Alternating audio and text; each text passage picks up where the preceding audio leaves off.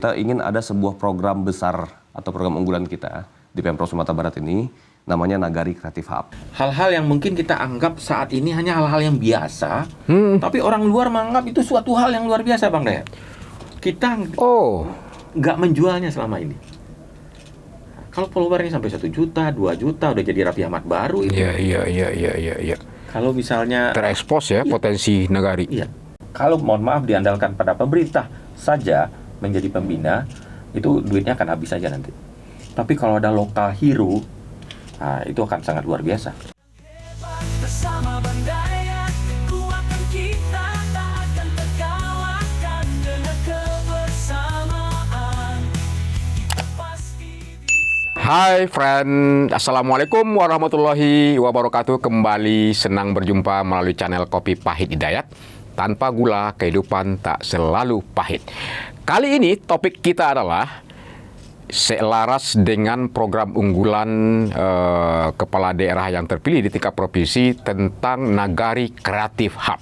Kita akan kulik lebih luas ini apa contoh barang nih, dan sejauh mana dia konsep Nagari Creative Hub ini bisa menjadi daya ungkit pertumbuhan ekonomi di tingkat desa maupun juga nagari-nagari, dan sejauh mana ini akan membuka lapangan pekerjaan bagi tamatan-tamatan perguruan tinggi yang baru sekolah, yang baru kuliah, maksudnya yang baru tamat, atau juga pemuda-pemuda di nagari. Apakah peluang ekonominya sangat strategis apa tidak? Akan kita coba dalami dengan Kepala Bapeda Provinsi Sumatera Barat, Bapak Medi. Terima kasih Pak Medi. Terima kasih. Nah, kita alih ke topik yang lain, karena memang pada gilirannya nanti program-program unggulan yang menjadi janji politik kepala daerah terpilih akan di breakdown, akan dirancang, disusun, diracik menunya oleh Bapeda. Nah, ini bapaknya ini nih, tokohnya yang akan merancang nantinya nih. Pak Medi bisa jelaskan apa itu Nagari Creative Hub itu, Pak Medi? Tapi saya harus luruskan dulu. Iya. Bapeda itu hanya menghimpun, ya. mengkolaborasikan banyak orang untuk menyusun perencanaan. Ya, ada juga beda lah, maksudnya seperti itu kan. Jadi tidak bekerja sendiri. Oh iya, betul. Jadi sebenarnya Creative Hub ini kita menggunakan istilah baru ya. Ya. Kami diskusi dengan Pak Fasko sebagai pencetus Progol ini. Kalau dilihat di Minang ini dulu sudah ada surau, sudah ada lapau, sudah ada medan bapane. Oke, sebelum kita lanjutkan, kita coba lihat dulu tayangan berikut ini bagaimana Fasko Rusaimi memaparkan program yang diharapkannya bisa menjadi daya ungkit pertumbuhan ekonomi Sumatera Barat. Bahkan dia katakan ingin menjadi etalase dunia juga dalam konteks seperti itu. Silakan, Gu. Tagline kita sesuai dengan apa yang ditanyakan oleh Mbak Saf tadi, memang gerak cepat untuk sumber. Kita ingin ada sebuah program besar atau program unggulan kita di Pemprov Sumatera Barat ini, namanya Nagari Creative Hub. Nagari Creative Hub. Apakah Nagari Creative Hub ini menjadi fokus utama di 100 hari kerja ini? Ya, salah satunya itu. Salah satunya kita akan membuat sebuah pilot project dulu. Karena kedepannya harapan kami, di 1000-an nagari yang ada di Sumatera Barat itu, insya Allah nanti kita capai semuanya, tapi beberapa pilot projectnya untuk kira-kira bisa para masyarakat di nagari itu memahami dulu apa yang akan dibuat oleh provinsi. Pemprov ini dengan kerjasama antara pemerintahan yang paling ada di lapangan, yaitu Wali Nagari kalau di Sumatera Barat ya, Wali Nagari atau Kepala Desa. Iya, Kepala Desa. Wali Nagari, Bupati Wali Kota, dan provinsi, kita buatkan sebuah wadah untuk mengangkat potensi lokal yang ada di Sumbar itu, berbeda-beda. Harapannya ke depan, masyarakat Sumbar ini memang betul-betul bisa melek digital. Kita siapkan mereka itu tiap titik di tiap negara ini nanti akan kita buat free wifi misalnya. Lalu di situ ada lagi berkumpul dengan ada free wifi, nanti akan bermunculan tuh UMKM baru yang sifatnya memahami dunia digital marketing. Jadi bisa memanfaatkan betul-betul yang namanya e-commerce yang ada. Itu baru dari sisi produk yang tangible ya, dan intangible-nya misalnya budaya. Kita bisa lihat banyak sekali misalnya budaya-budaya Sumatera Barat itu di tiap negara beda-beda. Masih sangat berbeda lah. Silek-silek tua yang ada mungkin di Jakarta ada yang dikenal dengan silek harimau misalnya ya. Ternyata di Sumatera Barat banyak sekali, ada ratusan aliran silek-silek tua yang ada di Sumatera Barat itu nanti. Nah, kita angkat mereka bagaimana kalau misalnya ke depan banyak aliran-aliran silek tua itu memang Sumatera Barat ini dikenal dengan kekuatan budayanya di Indonesia ini ya. Saya menginginkan Sumatera Barat itu muncul lagi di muka publik para aliran-aliran kebudayaan yang memang bisa, memang secara nyata faktanya itu bisa menjual di muka dunia. Nah, menjual di muka dunia, misinya besar sekali. Dikatakan oleh Wagub Pasko Rusaimi, ekonomi kreatif hub ini juga terkait persoalan wadah kreativitas bagi pelaku ekonomi kreatif di daerah. Seperti apa ini gambarannya? Dan mungkinkah diwujudkan? Sangat mungkin. Sangat mungkin. Ya, kita diskusi dengan beliau sudah mengumpulkan beberapa OPD, FGD. Ya. Ada hal-hal baru yang selama ini mungkin nggak kepikir oleh kita, Bang Dayat. Ya. Contoh ada joget-joget apa di Jawa yang sampai masuk tahanan tuh, yang followernya sampai 2 juta. Ya. Bang Dayat kepikir nggak kalau randai kita gitu kan? Oh. Kita viralkan. Potensi budaya. Ya, sudah mendunia itu. Petatah pititih kita masukkan ke media sosial. Itu kenapa digital? Iya. Oke. Nah, makanya itu beliau bilang tadi mendigitalisasi semua nagari-nagari menggunakan internet ini untuk memasarkan. Kan nggak harus datang kita ke luar negeri. Kan perjanjian sudah dihilangkan tadi. Iya. Nah, tapi melalui media lah, media digital, media sosial. Hal-hal yang mungkin kita anggap saat ini hanya hal-hal yang biasa, tapi orang luar menganggap itu suatu hal yang luar biasa, Bang Dayat. Kita nggak menjualnya selama ini. Kalau followernya sampai 1 juta, 2 juta, udah jadi Raffi Ahmad baru itu. Iya. Kalau misalnya Terekspos ya potensi nagari. Iya. Nah, makanya ini sebenarnya dari zaman-zaman dulu kita sudah punya wadah, tapi hanya ditonton oleh masyarakat itu sendiri. Kalau misalnya celoteh lapau kita viralkan, kita masukkan media sosial, atau padepokan tempat-tempat silat, sasaran-sasaran silet, atau orang berpantun, atau orang berandai, atau atraksi budaya tertentu budaya, ya. Itu budaya yang bisa kita duniakan. UMKM juga bisa. Yang mungkin pemasarannya selama ini tidak menggunakan apa yang disampaikan oleh Pak Pasko tadi. Wadah itulah yang kita buat. Biayanya nggak mahal sebenarnya, karena dulu mungkin belum ada sentuhan seperti yang beliau bilang tadi ya. Kita bisnis of usual aja. Oke. Seperti apa gambaran wadah yang kita buat tuh apanya maksudnya itu Pak Medi? Kita mungkin perlu sebenarnya tempat dulu ya. Tempat. Dulu. Oke. Kita identifikasi. Bisa Medan Bapane, bisa Medan Balinduang gitu ya. Ada Medan Balinduang, ataupun di situ memang sudah ada sasaran silet yang bisa diramaikan. Sekarang bagaimana mendigitalkannya? Publik tahu, masyarakat tahu. Sehingga apa yang mereka buat di situ mereka bisa pasarkan. Tentu harus ada manajemennya. Betul. Harus ada yang kelolanya. Betul. Artinya ada organ yang ngelola. Pertama, harus ada hero di daerah itu dulu. Itu yang sedikit sulit nanti akan mencarinya. Penggerak. Nah, tidak semua daerah punya itu. Karena kalau nggak ada itu, kalau mohon maaf diandalkan pada pemerintah saja menjadi pembina, itu duitnya akan habis saja nanti. Tapi kalau ada lokal hero, nah, itu akan sangat luar biasa. Terus peran dari Pemprov seperti apa? Pertama, penyediaan Mekanisme penyediaan infrastruktur. Misalnya kita sediakan bahwa tempat itu sudah ada wifi. Oh, wifi. Yang bisa dipakai oleh masyarakat. Diberikan kepada siapa? Ke publik. Ke publik di tempat misalnya Medan Mapanenya bisa seperti itu ya, atau sebuah pertemuan di desa atau negara itu. Mereka perlu pelatihan. Kan sudah ada wifi. Belum, tidak semua. Belum semuanya. Oke. Kalau yang ada, tidak semua daerah nagari yang ada Medan Bapane. Kita bangunin Medan Bapanenya. Masih ada mungkin sekitar 10% lagi nagari kita yang belum terjangkau oleh signal. Bukan signal wifi, signal HP. Signal handphone. Nah, ini harus itu yang harus ini kan. Kemudian pemetaan nagari ini minatnya apa? Potensinya apa? Kalau potensinya UMKM ya tentu fokusnya UMKM. Kalau potensinya belum ada Pak Medi. Kita punya potensi dan peluang investasi setiap nagari. Nagari punya, tapi tidak terekspos selama ini. Hanya mungkin jadi buku disimpan gitu ya. Tidak dimanfaatkan. Orang nggak tahu. Padahal potensi bisa ternak di situ atau ikan, perikanan. Kita besar ada kampung rendang di Payakumbuh. Tapi seberapa besar kita mengeksposnya ke dunia luar? Mulai dari proses membuat rendang, kalau perlu mulai dari memotong sapinya. Terus ada juga sapinya. Pelatihan membuat video, teknik update editing. Seperti itu kegiatan-kegiatan nanti ya. Tentu harus ada organ nanti di nagarinya. Pasti. Melalui nagari atau apa belum? Enggak, ketemu. Itu melibat. Kalau nagari mungkin tidak cukup organnya. Makanya ini penting kolaborasi antara pemerintah kabupaten dengan pemerintah provinsi.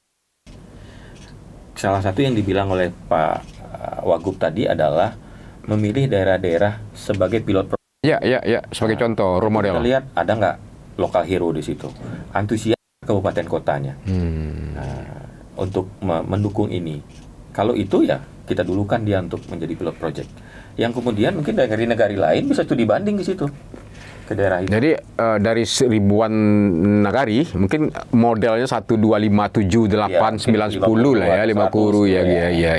10% misalnya. Berarti ini membuka lapangan pekerjaan juga bagi anak-anak muda. Pastilah, influencer baru akan banyak. Jadi pulang kampung dong, begitu kan? Iya, bisa jadi. Bukan hanya mungkin pulang kampung untuk bekerja, tapi pulang kampung untuk berwisata. Kan banyak anak-anak kota ini nggak tahu bagaimana sih kehidupan filosofi orang Minang. Nanti orang tuanya akan kirim lagi Bang Dayat. Di musim liburan, Bang Wangkit sebaiknya ke kampung saja. Itu. Dan itu sebenarnya sudah dimulai dulu oleh Pak Raisyatik di tahun 2018 sebelum Covid. Mengirim anak-anak Minang di Malaysia yang tamat SLTA untuk pulang. Nah, itu dikelola dulu oleh Pak Dirwan Darwis. Tahu. Setelah Covid berhenti. Nah, saya rasa ini akan makin heboh ketika nagari-nagari aktif nanti secara sosial, budaya, ekonomi. Orang-orang di perantau kita di luar lihat, mereka akan pulang. Itu wisatawan. Terbuka pulang rantau juga investasi. Bisa jadi. Kebetulan BI dan UNAN baru selesai melakukan penelitian tentang potensi ekonomi perantau. Nah, itu datanya bisa kita minta. Iya. Ada perantau yang punya aset di atas 10 miliar Oke. sampai 50 miliar. Di tataran konsep no problem saya pikir, dan sudah banyak juga sebelum-sebelumnya program-program yang serupa ya untuk bisa pemberdayaan, meningkatkan pertumbuhan ekonomi di desa-desa.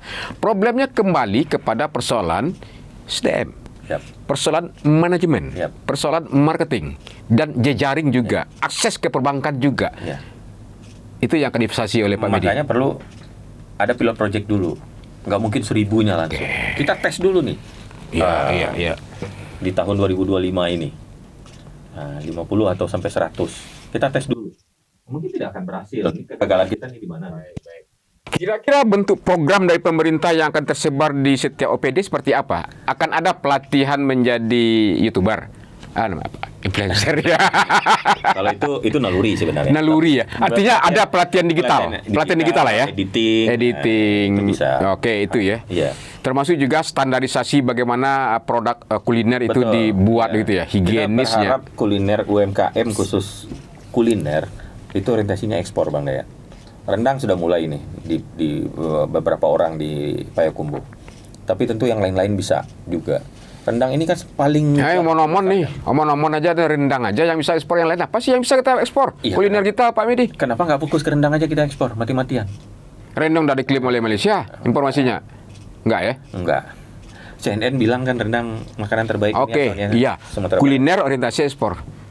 Memang ada ya yang bisa selain rendang kita ekspor? Anak-anak muda. Mungkin Bang Dayat bisa lihat di Google. Iya. Anak-anak muda yang penghasilannya... tidak lagi per bulan jutaannya, per hari. Berarti saya yang kurang update itu. Ekspor, kuliner, daerah. Mereka sudah. Seperti apa tuh contohnya, Pak? Rendang tidak lagi pakai daging. Oke. Oh iya. Ada pertambahan nilai ya? Iya. Ada hilirisasinya di situ. Ada hilirisasi di situ. Kan keren kita sebetulnya. Sekarang yang masalahnya itu publikasinya yang kurang sehingga orang nggak tahu kita punya. Itu ini yang Pak Pasko yang ingin juga ingin besarkan. Beliau penasaran kenapa joget-joget asal-asalan itu bisa 2 juta followernya. Kenapa sejauh laut mobil tabrakan itu bisa 2 juta followernya. Ya. Kenapa budaya yang mahal menurut beliau itu nggak ada follower? Karena memang nggak diekspos. Ada diekspos. Bisa jadi nanti. Tapi silat kita pendapatan dari sebagai YouTuber.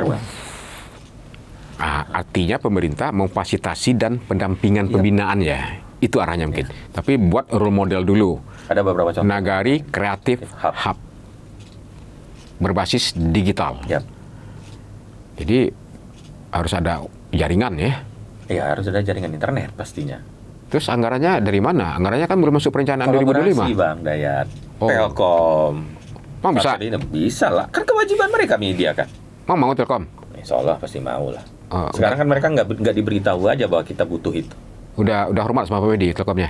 Tidak juga. Tidak seperti itu ya. Iya, iya. Sebenarnya Ada kan Telkom, mereka. termasuk juga jaringan lain ya, atau yang mungkin yang belum berlistrik, PLN-nya gitu. Itu kolaborasinya. Konsep pengembangan nagari kreatif hub ini belum ada itu. Konsep maksudnya? Konsepnya role Ini yang- model, Ini yang dituangkan dalam RPJMD kita.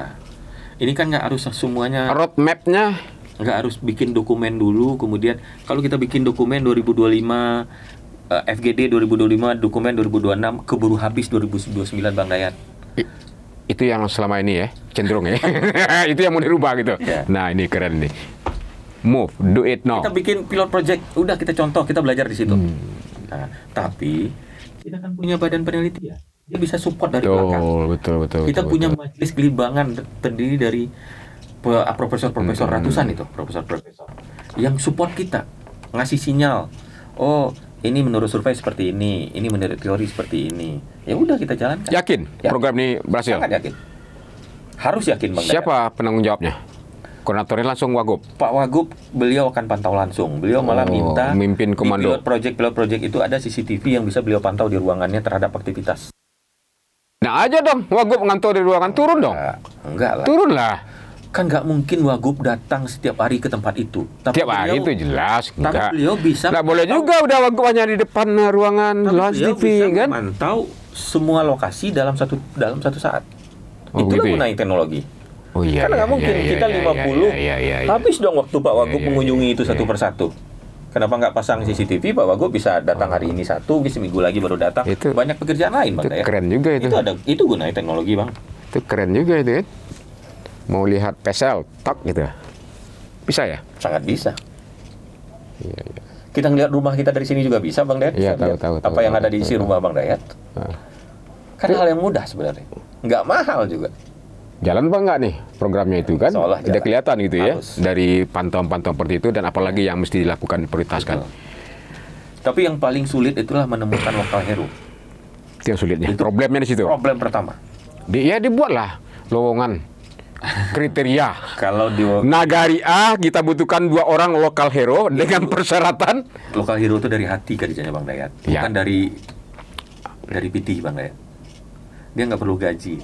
Nah, pada gilirannya nanti fasilitasi dari pemerintah daerah provinsi nanti bisa sia-sia kalau tidak ada lokal hero yang punya Itu yang ideologi. kita cari dulu. Pasti setiap daerah ada, tapi ada. menemukannya yang susah. Lokal hero ini.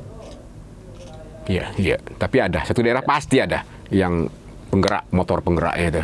Contoh, mana kepikir seorang Yitno yang di Lubu Alum, seorang tamatan UGM mau pulang kampung, Ya. membesarkan Nyarai. Ya. Itu kan hal yang luar biasa. Nah, potensi sumber daya kita Di punya Ranting saya punya teman namanya Iya. Budi, dia bekerja di kapal pesiar. Tapi Kampung. kampungnya dirusak oleh tambang liar oleh pemudanya sendiri, padahal kampungnya indah. Dia berhenti. Dia menjadi lokal hero di situ, membuat desa wisata di Sawalunto. Betul. Itu yang kita inginkan. Iya. Jangan ada lagi tagar tinggalin aja Indonesia, apa namanya, tagar yang populer itu kan. Ya, harus menjadi sumber daya yang tangguh lah begitu. Pak Medi, dengan program Nagari Kreatif Hub ini potensi membuka lapangan pekerjaan, peningkatan ekonomi itu Ya. sejauh mana, Pak? Sangat besar Bang Dayat. Jadi kemiskinan kita kemiskinan kita tuh 5,42. Tapi besar itu di pedesaan. Nagari ini kan udah pasti di pedesaan. Ya. Kalau misalnya peluang ekonomi baru terbuka di situ. Mungkin selama ini mereka sudah beraktivitas tapi tidak punya nilai ekonominya. Ada sasaran sile tapi nggak pernah keluar di YouTube. Kalau keluar di YouTube ada followernya 1 juta. Itu pendapatannya sama sama Raffi Ahmad nanti. Iya. Manajemennya. Hal-hal itu yang Pak Vasco buka pikiran kemarin. Saya nggak muluk-muluk kata beliau. Nah, yang mungkin Ya, karena dia udah rasain. Ya. Dia kan punya channel nih, teman ini. betul. Itu yang menginspirasi dia beliau ya. berteman dengan influencer-influencer yang Iya, betul. luar biasa dari Iya, situ. iya. Yang di kita nggak kepikir gitu. Iya. Ekonomi baru. Yap. Baik. Selain itu kendalanya adalah hero. Itu yang paling berat saya rasa. Kalau dari sisi infrastruktur itu semuanya bisa dibuat. Tapi menemukan lokal hero ini yang paling berat. Termasuk juga pemahaman dari seluruh struktur OPD dan juga stakeholder. Kemarin kita sudah kumpul semua, alhamdulillah memahami apa yang Pak Wagub sebut, walaupun sebelumnya ini ide yang tidak terpikir gitu. Iya. Baik Pak Medi, ini sebuah program unggulan ya, Yap. Yang disebut dengan Nagari Kreatif Hub. Ini Semoga ini sebuah jalan untuk mencapai 8%. yakin. Soalnya Iya. Kenapa tidak dari dulu buat? sama dengan efisiensi tadi. Kenapa nggak? Ini udah mulai deh. Udah ini birokrat hulu gue. Nggak, saya biasa bekerja terjepit Bang ya. Saya biasa bekerja. Betul. Saya dulu ditugaskan di pantai, masuk ke Kota Padang, Ya. bertemu dengan teman-teman di Pantai Padang, dapat tugas membersihkan Pantai Padang. Yang alhamdulillah semuanya jadi teman Bang Daya. Saya dapat tugas membenahi Batu Malin Kundang saat itu. Pertama diberi target 300 juta di tahun 2016. Ya. Saya dapat hanya 70 juta. Mhm. Kemudian dinaikkan jadi 600 juta. Saya dapat hanya 100 juta. Tahun kedua ditargetkan jadi 1,7 miliar Mhm. oleh DPRD. Mhm. Bang Daya tahu berapa saya dapat? Berapa? 2,5 miliar. Melebihi target. Melebihi target. Jadi harus dijepitkan dulu sehingga kita berkeringat, kita berpikir, kita cari strategi Bang Daya. Termasuk juga yang memindahkan Batu Malin Kundang itu Pak Medi ya, bersama pembangunan-pembangunan lain ketika itu ya, masih Betul, jadi ya. Kepala Dinas Pariwisata ya. Betul. Tentu juga harus lobby juga dari Pak Medi. BPN. Tersebut ya itu kolaborasi Pak Mahyaldi dan Pak Nasrul Abid. Saya masih ingat menyetop Pak Menteri PU di bandara menyerahkan proposal beliau berdua saat itu. Mendiang. Itu dia. Jadi benar Pak Medi ini birokrat yang saya pikir ini berbeda. Saya komunikasi mitra sangat berbeda dia. Dia punya komitmen yang cukup unik juga. Dan kalau saya punya bangun perusahaan ini saya tarik di dirut aja. Sayang dilepas gitu kan. Pak Medi terima kasih. Saya senang bahagia banyak sharing komunikasi. Semoga ini juga bisa memberikan informasi terutama bagi adik-adik kita yang milenial yang baru tamatan kuliah. Ternyata potensi itu ada di negari-negari kita Jadi, tinggal. karena ini banyak ditonton banyak orang, ya kira-kira kita lokal hero mari muncul. Nah, biar kita mudah menemukan. Ya, kalau ada nanti hubungi Pak Medi. Bisa. Datang ke Bapeda ya. Iya. Harus sediakan space dong. Siap. Iya. Halo. Pada itu terbuka untuk semua orang dan saya menyediakan co-working space di lobi kantor Bang Den.